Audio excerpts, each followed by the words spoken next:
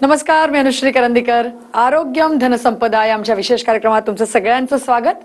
आज आपण बोलणार होतो म्हणजे निरोगी पचन संस्था निरोगी आयुष्याची गुरुकिल्ली या अतिशय महत्त्वाच्या विषयावरती. आणि चर्चा करण्यासाठी आता आपल्या सोबत असणार आहेत, आपल्याला मार्गदर्शन करायला doctor Siddharth Ransing Wable sir. Doctor, मनापासून स्वागत तुमचं आमच्या कार्यक्रमामध्ये. नमस्कार. आपण या चर्चेला सुरुवात करण्याआधी डॉक्टरांची थोडक्यात ओळख करून घेऊयात. आपल्या सोबत आहेत डॉक्टर सिद्धार्थ वाबळे सर. त्यांनी स्वतः MBBS ही पदवी लोकमान्य टिळक मेडिकल कॉलेज म्हणजे सायन हॉस्पिटल मुंबई येथून घेतली. तसंच MD medicine SKN hospital Pune येथून आणि DM गॅस्ट्रोएंटरोलॉजी ही पदवी अमृता हॉस्पिटल कोची येथून संपादित केली आहे. त्यांनी ॲडव्हान्स एंडोस्कोपी आणि एंडोस्कोपिक अल्ट्रासाऊंड मध्ये फेलोशिप देखील पूर्ण केली असून युरोपियन स्पेशालिटी सर्टिफिकेट परीक्षा गॅस्ट्रोएंटरोलॉजी आणि हेपेटॉलॉजी यामध्ये देखील डॉक्टरांनी यश मिळवलेलं आहे. त्याचबरोबर doctor Siddharth American College of Gastroenterology आणि American Society of Gastro Intestinal आणि एंडोस्कोपी या प्रतिष्ठित संस्थेचे सदस्य देखील आहेत. त्यांच्या विशेष आवडीमध्ये ERCP endoscopic ultrasound, inflammatory bowel disease, त्याचबरोबर ulcerative colitis, Crohn's disease, liver psoriasis आणि फॅटी लिव्हर यांचा देखील समावेश होतो. त्यांनी बारामती आणि आजूबाजूच्या भागात प्रथमच ERCP एंडोस्कोपिक अल्ट्रासाऊंड आणि अन्ननलिका गुदमार्गाच्या चाचण्या, इसोफेजियल आणि ॲनोरेक्टल मॅनोमेट्री यासारख्या सेवा देखील सुरू केलेल्या आहेत. त्याचबरोबर डॉक्टर सिद्धार्थ यांचं ध्येय आहे की ग्रामीण भागातील रुग्णांना किफायत दरात आधुनिक वैद्यकीय सुविधा पुरवणे. त्यांच्या रुग्णालयात दर महिन्याला फायब्रोस्कॅन शिबिर देखील आयोजित केलं जातं आणि ज्याच्यामुळे यकृताच्या समस्यांवर लवकरात लवकर निदान होतं. आणि तसंच त्यांनी आणि त्यांच्या टीमनी हेपॅटायटिस B लसीकरण मोफत कार्यक्रमासह अनेक गॅस्ट्रो आणि यकृत तपासणी शिबिरं देखील ग्रामीण भागात आयोजित केली आहेत.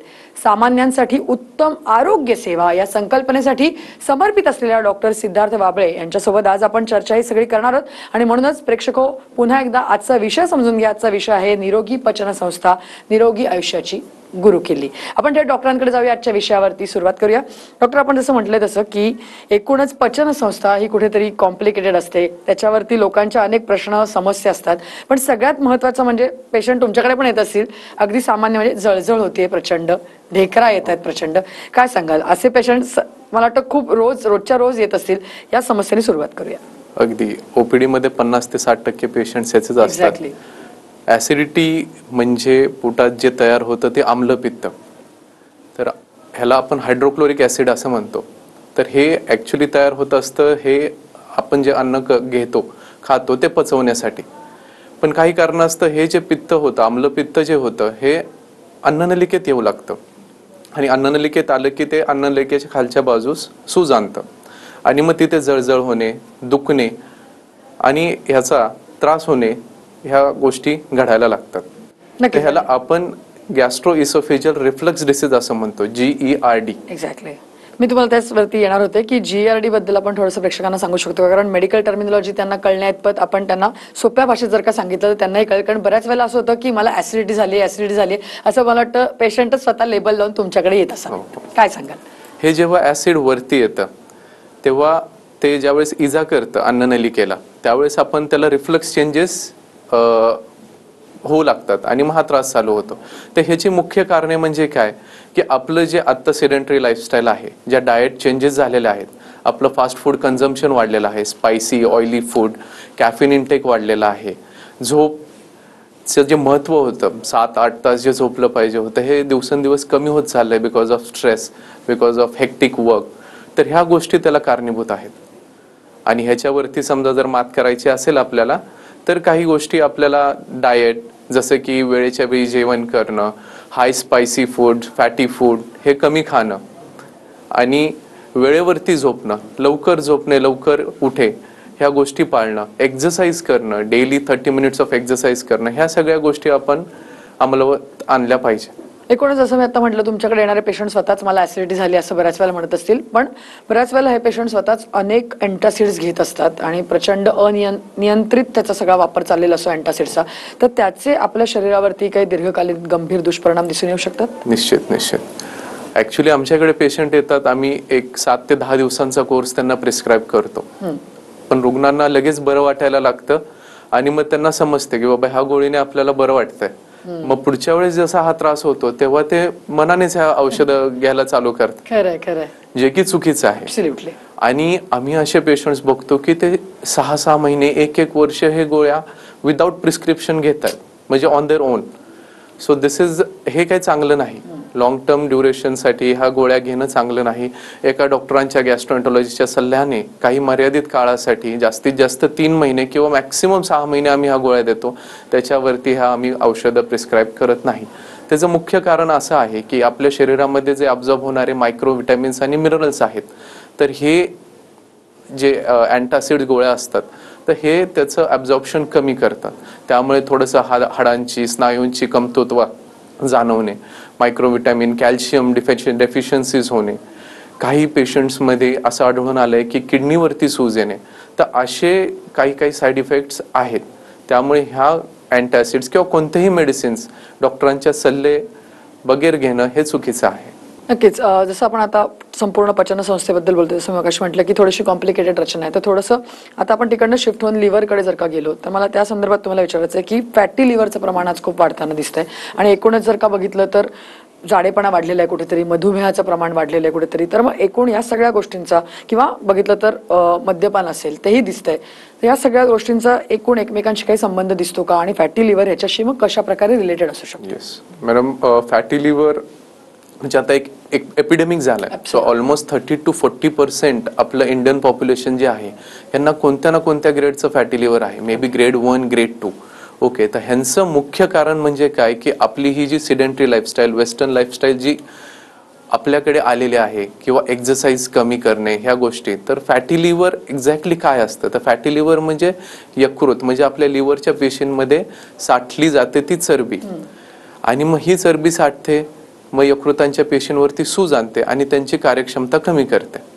तर फॅटी लिव्हर होण्याचे 2 मुख्य कारण असतात. एक म्हणजे अल्कोहोलिक फॅटी लिव्हर आणि दुसरं म्हणजे non alcoholic fatty liver. Alcoholic fatty liver हे नेम सजेस्ट की मद्यपान म्हणजे ड्रिंक्स जास्त घेतल्यामुळे होतं, आणि नॉन अल्कोहोलिक फॅटी लिव्हरसाठी कारणीभूत आहेत ते म्हणजे मेटाबॉलिक सिंड्रोम, लठ्ठपणा, ओबेसिटी, मधुमेह म्हणजे डायबिटीस, आणि हे कारण त्यासाठी कारणीभूत आहेत. तर फॅटी लिव्हर टाळण्यासाठी बेसिकली मेन आहे की प्रॉपर एक्झरसाइज, वेट कंट्रोल आणि डाएट. एकूणच जर का आपण बघितलं तर फॅटी लिव्हरच्या दृष्टिकोनातून पण तुमच्याकडे बरेचसे पेशंट येत असतात, तर मग त्यांना तो डिसीज झालाय हे तुम्ही एक तर डायग्नोसिस कसं करता, त्यासाठी काय प्रोसेस असते, आणि जसं आपण आता म्हणू की तुम्ही स्वतः गॅस्ट्रोएंटरोलॉजिस्ट आहात, तर तुम्ही फॅटी लिव्हरच्या पेशंटकडे कशा प्रकारे मग उपचारांच्या दृष्टिकोनातून पुढे जाता, त्याविषयी काय सांगा? फायब्रोस्कॅन ही एक नवीन तपासणी चालू झालेली आहे गेल्या काही वर्षांमध्ये भारतामध्ये, आपण ती करत आहोत. तर फायब्रोस्कॅनमध्ये आपल्याला एक्झॅक्ट लिव्हरच्या पेशीमध्ये किती टक्के फॅट डिपॉझिशन झालेलं आहे हे आपल्याला समजतं, आणि त्या फॅट डिपॉझिशननी किती स्कारिंग म्हणजे किती फायब्रोसिसही झालेलं आहे लिव्हर टिश्यूवरती हेही आपल्याला समजतं, आणि हे एक्झॅक्ट आपल्याला पर्सेंटेज आणि टक्केवारी म्हणजे एक्झॅक्ट आपल्याला अमाऊंट समजतं. मग नंतर आपण त्यांचं लिव्हर फंक्शन टेस्ट करत असतो. जर लिव्हरवरती ह्या पेशींवरती जर ते सूज आणत असतील तर त्याच्यामध्ये लिव्हर एन्झाईम्स वाढतात, जसे की SGOT, SGPT हे एन्झाईम्स वाढतात, आणि असं जर वाढलं असेल तर आपण निश्चित पेशंट्सवरती किंवा रुग्णांवरती आम्हाला हे काउन्सिलिंग करून सांगावं लागतं. मेडिसिन तर आहेत, बट मेन ह्याच्यामध्ये आहे ते म्हणजे आपली lifestyle, diet. So we have to cut down on carbohydrates, की त्यांचं कार्बोहायड्रेट इंटेक, फॅट इंटेक ह्या गोष्टी आणि प्रोटीन इंटेक वाढवणे, एक्झरसाइज करणे, daily 30 minutes of exercise is compulsory. मग वजन कमी करणे, साधारणतः आम्ही 5 ते 7% वजन कमी करायला सांगतो over a period of 2 to 3 months, over a period of 6 months, आणि बऱ्याचदा विथ डाएट आणि लाईफस्टाईल हे सगळं कंट्रोलमध्ये येतं.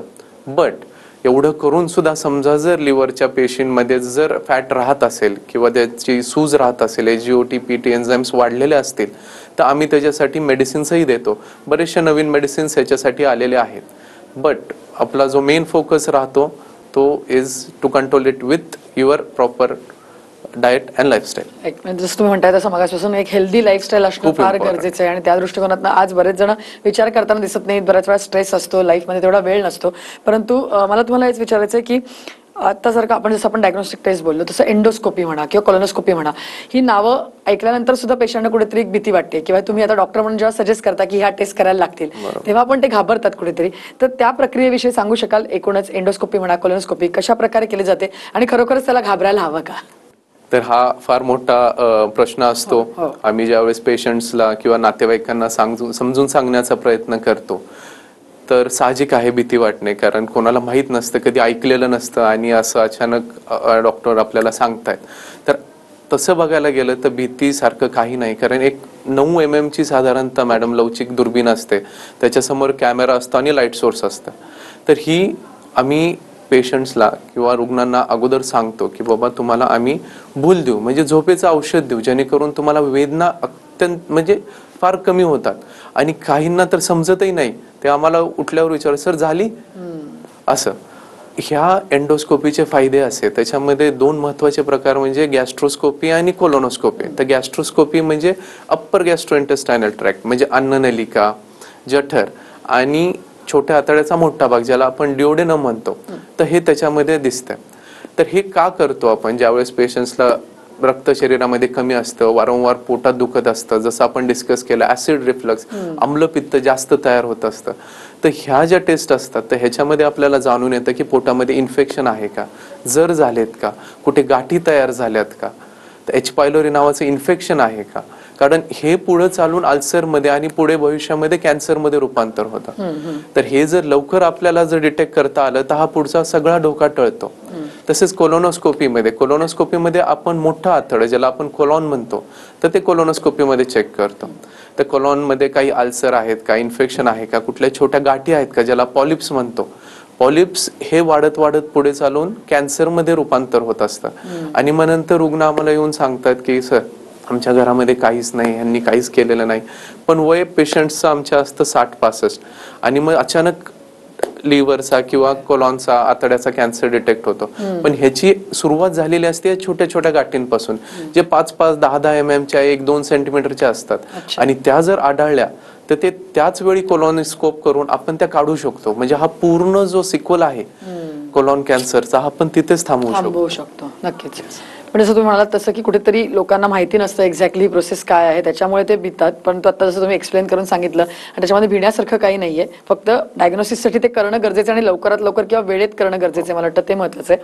मला प्रेक्षकांना इथे सांगायला आवडेल की तुमच्याही जर का काही पचनसंस्थेशी संबंधित कुठल्याही प्रकारच्या समस्या असतील, काही प्रश्न असतील, तुम्हाला डॉक्टरांशी जर का बोलायचं असेल तर स्क्रीनवरती जे आमचे नंबर दिलेत त्याच्यावरती तुम्ही फोन करू शकता आणि डॉक्टरांकडनं योग्य मार्गदर्शन घेऊ शकता. आणि जसं डॉक्टर आत्ता म्हणतात तसं योग्य वेळेला डॉक्टरांच्या ट्रीटमेंटप्रमाणे जर तुम्ही सगळे औषधोपचार केले तर तुम्हालाही खूप चांगलं आयुष्य नक्की लाभू शकतं. तर त्या अनुषंगाने तुम्ही लवकरात लवकर डॉक्टरांशी संपर्क साधून तुम्ही योग्य प्रकारे मार्गदर्शन घेऊन तुमचे ट्रीटमेंट्स करू शकता. पुन्हा एकदा विषयाकडे येताना डॉक्टर मला तुम्हाला विचारायचं आहे, जसं आता आपण लिव्हर बद्दल बोलतोय तर लिव्हर सिरोसिस बद्दल हल्ली बरंच ऐकलं होतं किंवा आता कुठे ना तरी हे प्रमाण वाढताना दिसतंय की लिव्हर सिरोसिस झालंय असे पेशंट दिसत आहेत समाजात सुद्धा वावरताना. तर काय लिव्हर सिरोसिस म्हणजे एक्झॅक्टली काय, त्याची लक्षणं काय आहेत, त्याविषयी थोडंसं सांगा. लिव्हर सिरोसिसची सुरुवात होते फॅटी लिव्हर पासून, मग तिथनं सिरोसिस फॅटी लिव्हरचं रूपांतर होतं फायब्रोसिसमध्ये आणि मग नंतर लिव्हर सिरोसिस फॉर गॅस्ट्रोएंटरोलॉजिस्ट हा एक लिव्हरचा एक अंतिम फेज आम्ही मानतो. पण त्याच्यामध्ये पण 3 टप्पे असतात, A, B आणि C. तर लिव्हर सिरोसिस हा आपल्याला गोळ्या औषधं देऊन प्रॉपर डाएट आणि रेग्युलर टेस्ट ब्लड टेस्ट करून हा आपल्याला नियंत्रणात आपण गोळ्या औषधांवरती ठेवू शकतो. पण समजा जर काही कारणास्तव कॉम्प्लिकेशन होऊ लागले, पोटावरती पाणी साठवू लागले, कावीळ जास्त व्हायला लागली, रक्त कमी व्हायला लागलं शरीरामध्ये, तर अशा वेळी मात्र आपल्याला लिव्हर ट्रान्सप्लांटचा म्हणजे लिव्हर प्रत्यारोपणाचा ऑप्शन हल्ली रुग्णांना आम्ही देत असतो.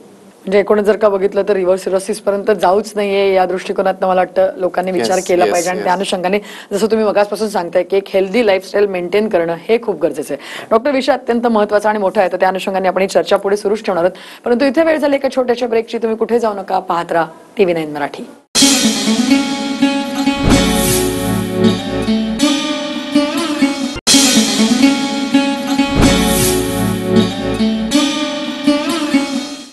ब्रेकनंतर आरोग्यम धनसंपदा या आमच्या विशेष कार्यक्रमात तुमचं सगळ्यांचं पुन्हा एकदा स्वागत. आज आपण बोलतोय तो महत्त्वाचा विषय, तो म्हणजे निरोगी पचनसंस्था, निरोगी आयुष्याची गुरुकिल्ली. आणि आपल्याला मार्गदर्शन करतात डॉक्टर सिद्धार्थ बाबळे सर. आपण पुन्हा एकदा डॉक्टरांकडे जाऊया. डॉक्टर, आपण लिव्हर संदर्भात सगळ्या गोष्टी जाणून घेतोय, तर मला पुढे जाऊन तुम्हाला विचारायचं आहे की हेपॅटायटिस बी त्याच्याविषयी काय सांगाल, त्याविषयी त्याची लक्षणं, कारण आणि सगळ्यात महत्त्वाचं त्याचं वॅक्सिन आलेलं आहे, तर ते वॅक्सिन घेणं किती गरजेचं आहे? हेपॅटायटिस बी हा एक व्हायरस आहे जो लिव्हरच्या पेशींमध्ये जाऊन त्याच्यावरती अटॅक करतो. हा लिव्हरच्या पेशींच्या DNA वरती अटॅक करतो आणि मग नंतर त्याचं जे प्रॉलिफरेशन असतं ते होतं, म्हणजे त्याची वाढ होते, ते पसरतं लिव्हरच्या पेशींमधून ते ब्लडमध्ये जातं. आणि हा हेपॅटायटिस बी हा लिव्हरमधून ब्लडमध्ये गेल्यानंतर हा एका लेवलनी मल्टिप्लाय व्हायला लागतो आणि मग नंतर इन्फेक्शन स्प्रेड होण्याचा धोका तयार होतो. तर तो स्प्रेड कसा होतो, तर हे ब्लड टू ब्लड जे कॉन्टॅक्ट असतात, जसे की इन्फेक्टेड सिरिंज म्हणा, निडल म्हणा, किंवा ब्लड ट्रान्सफ्युजन, किंवा आईकडून बाळाला डिलिव्हरीच्या वेळेस, किंवा अनप्रोटेक्टेड लैंगिक संबंध, तर ह्यानी तो हेपॅटायटिस बीचा व्हायरस स्प्रेड होत असतो. आणि ह्याचं वॅक्सिन घेणं का गरजेचं आहे, कारण हेपॅटायटिस बी जर दीर्घकालीन म्हणजे क्रॉनिक स्टेटमध्ये जर राहिला बॉडीमध्ये, तर तो लिव्हर सिरोसिस हे लिव्हरवरती अटॅक करून करून पेशी कमजोर करून करून लिव्हर सिरोसिस तयार होतं. आणि मग नंतर लिव्हर सिरोसिसच्या पुढे धोका असतो तो म्हणजे कॅन्सरचा, लिव्हर कॅन्सरचा. तर हेपॅटायटिस बी रिलेटेड सिरोसिस जर असेल मॅडम, तर कॅन्सरचा धोका 100 पटीने वाढतो. ओके. त्यामुळे लस घेणं हे फार गरजेचं आहे. त्याच्या मागचं अजून एक मुख्य कारण म्हणजे ती जे वॅक्सिन आहे दॅट इज 95% इफेक्टिव्ह आणि the protection is life long. हो, अच्छा. येस, फक्त आपल्याला एक अधूनमधून अँटीबॉडीची टेस्ट करावी लागते. इफ दॅट इज सफिशियंट, तुम्हाला लाईफ टाईम प्रोटेक्शन आहे with 3 doses of hepatitis B vaccine.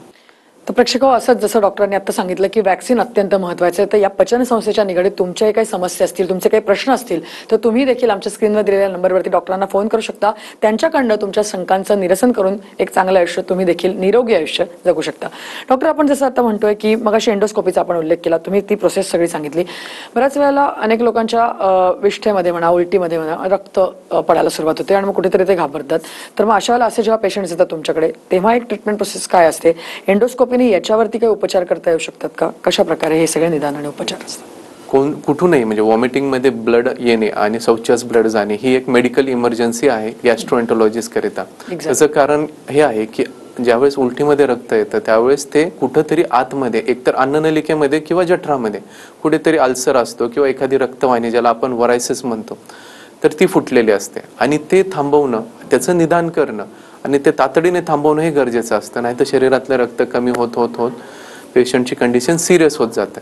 तसंच आतड्यामधनं समजा जर ब्लिडिंग होत असेल तर ते शौचामध्ये दिसतं आणि त्याचं कारण असू शकतात की आतड्यामधल्या गाठी, कधी कधी डायव्हर्टिक्युलाय, कधी कधी अल्सर असतात, अल्सरेटिव्ह कोलायटिस सारखे काही आजार असतात.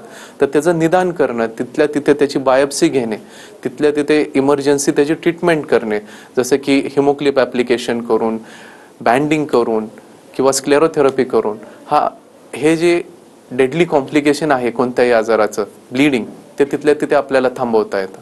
त्यामुळे निश्चित एंडोस्कोपीचा त्याला एक खूप मोठा सपोर्ट हल्ली मिळालेला आहे गेल्या काही वर्षांमध्ये. आणि असं काही होत असेल तर अगदी एंडोस्कोपिस्ट किंवा गॅस्ट्रोएंटरोलॉजिस्टकडे जाऊन त्याचा योग्य तो उपचार घेणं फार गरजेचं आहे. गॉलस्टोन किंवा पित्तांमध्ये जे खडे असतात ते पण खूप कॉमनली दिसून येतात, तसे पेशंट तुमच्याकडे येत असतील तर मग तिथे अशा पेशंट्समध्ये नेमकं कशा प्रकारे आपण ट्रीटमेंट करतो आणि ERCPचा मग अशा पेशंट्समध्ये काय काय फायदा होऊ शकतो? पित्ताची पिशवी म्हणजे लिव्हरच्या खालच्या बाजूला ही एक पिशवी असते ज्याच्यामध्ये पित्त जे तयार होतं लिव्हरमध्ये, यकृतामध्ये, ते तिथे स्टोअर केलं जातं. तर तिथे ज्यावेळेस स्टोअर केलं जातं हे पित्त, तर बिलिरुबिन आणि कोलेस्ट्रॉल, बाईल पिगमेंट्स ह्याचं कॉम्बिनेशन बनून काही कारणास्तव तिथे खडे बनवायला सुरुवात होते. तर हे खडे असतात 2 प्रकारचे, एक तर असतो कोलेस्ट्रॉलचा खडा आणि दुसरा असतो पिगमेंट स्टोन्स.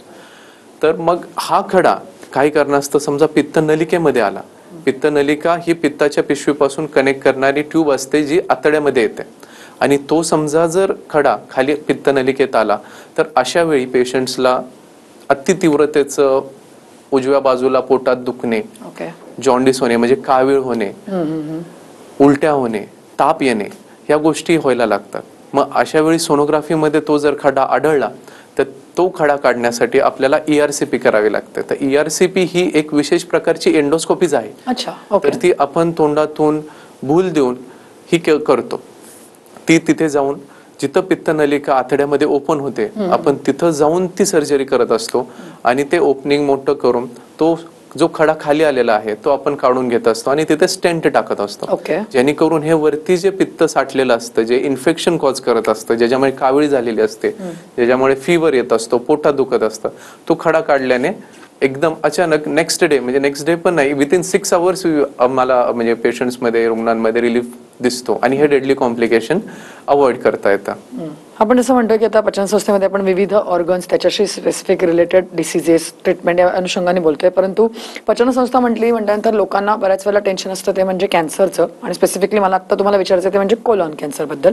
तर मग त्याविषयी काय सांगाल, म्हणजे कोलॉन कॅन्सर त्याची लक्षणं कारण काय आहेत, आणि आता जर का त्याच्यावर विचार केला तर कोलोनोस्कोपी करणं मग, किंवा मग वयवर्ष थोडं वाढलंय, सिनियर सिटीजनकडे तुम्ही जाताय 50-60 वर्ष, तर तेव्हा कोलोनोस्कोपी करणं गरजेचं आहे का मग? कोलॉन कॅन्सर म्हणजे मोठ्या आतड्याचा कॅन्सर. तर हे जी सुरुवात होत असते एक बारक्या गाठींपासून, ज्यांना आपण पॉलिप म्हणतो. तर हे पॉलिप वयानुसार जसं वय वाढतं, 50च्या पुढे, 45च्या पुढे, हे प्रमाण शरीरामध्ये वाढत जातं. कारण पेशींचं जे एक नियंत्रित प्रॉलिफरेशन असतं हे थोडंसं बिघडतं, आणि ह्याला जेनेटिक पण कारण रिस्पॉन्सिबल आहे. So there are particular genes की जे ह्या पेशींना प्रॉलिफरेट करण्यासाठी प्रोत्साहित करतात, आणि मग त्या गाठी तयार होतात. मग ज्यावेळेस आपण ॲज अ स्क्रीनिंग कोलोनोस्कोपी करतो 50मध्ये किंवा 45मध्ये, 45 किंवा 50च्या एजमध्ये, तर ह्या आपल्याला गाठी आढळून येतात, आणि त्या आपण तेव्हाच्या तेव्हा काढू शकतो. किंवा जरी कॅन्सरची सुरुवात झाली असेल तरी ते स्टेज 1 मध्ये असेल, इनिशियल फेजेसमध्ये असेल, तर अगदी थोडक्यामध्ये हे सगळं आपल्याला ट्रीट करता येतं. तर त्याच्यामध्ये कोलोनोस्कोपीचा निश्चित खूप मोठा रोल आहे. आणि वेस्टर्न कंट्रीजमध्ये हा प्रोटोकॉल आहे मॅडम की 45 to 50 झाले तर there is a compulsory protocol की प्रत्येकाने कोलोनोस्कोपी केलीच पाहिजे. येस, नक्की. डॉक्टर, जसं मी म्हटलं असं सुरुवातीला की पचनसंस्थाच खूप मोठी आहे, त्यामुळे त्याच्याशी संबंधित आजार आणि सगळ्याच गोष्टी खूप महत्त्वाच्या आणि मोठ्या आहेत. परंतु त्या अनुषंगाने जसं तुम्ही थोडक्यात सुरुवातीला सांगितलं होतं की या अनुषंगाने आहार, व्यायाम आणि एकूणच जर तपासणीचे नियम पाळले तर सगळ्या गोष्टी सुरळीत चालू शकतात. त्यामुळे या विषयावरती तुम्ही आज इथे एवढं छान मार्गदर्शन आमच्या सगळ्या प्रेक्षकांना केलं, त्याबद्दल धन्यवाद. थँक्यू. नमस्कार. थँक्यू. या विषयासह आरोग्यम धनसंपदा या आमच्या विशेष कार्यक्रमामध्ये आता आम्ही इथेच थांबतोय. तुम्ही कुठे जाऊ नका, पाहत राहा TV9 मराठी.